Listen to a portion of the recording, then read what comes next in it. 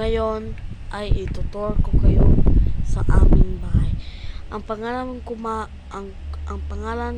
ko nga guys ay Umpat.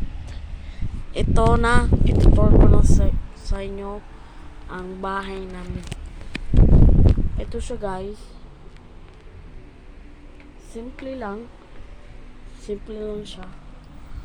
Pumunta naman tayo. Pumunta naman tayo dito.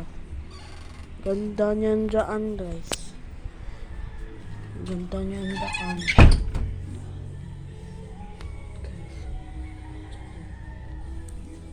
Ito rin kusina niya.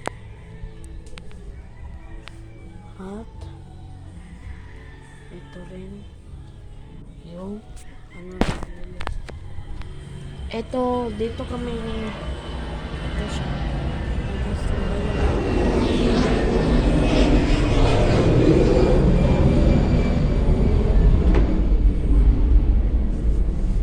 Yun lang guys. Kasi meron pa kaming sa bahay namin.